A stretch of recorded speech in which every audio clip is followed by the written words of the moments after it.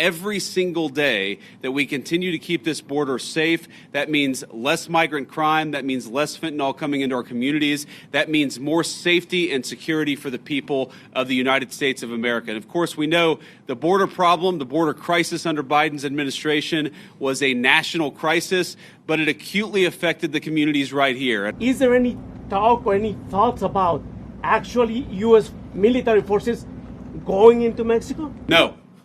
Next question. So look, I'm not going to make any announcements about any invasions of Mexico here today.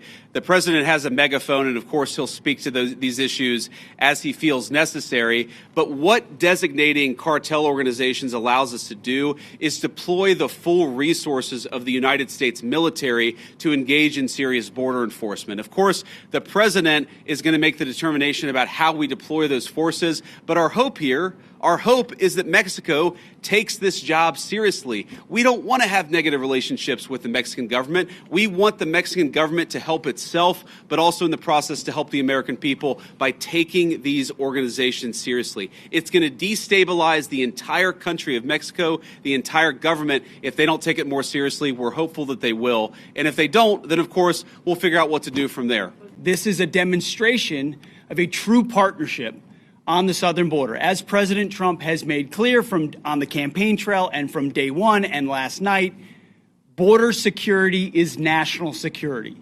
And from the Defense Department, we've watched for a couple of decades other people's borders being secured while ours was open for an invasion of drugs and of violence and of chaos for American communities. That stops under President Trump. And the Defense Department has assets that we can bring to bear. Not just troops, not just surveillance, not just equipment, but actual planning and capabilities that enhance what Border Patrol is already doing, which is why it's been incredible to hear from our partners about what we've been able to allow them to do, facilitate them. Our mission is very clear.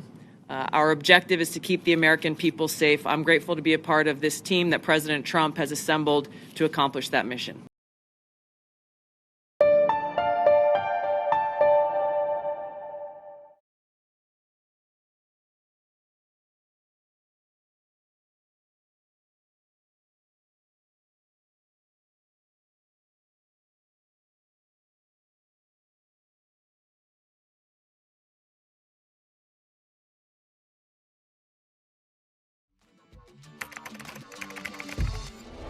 What the changes in India's population and the differential growth rates. This city has emerged. We have a very special guest on the record. The interview.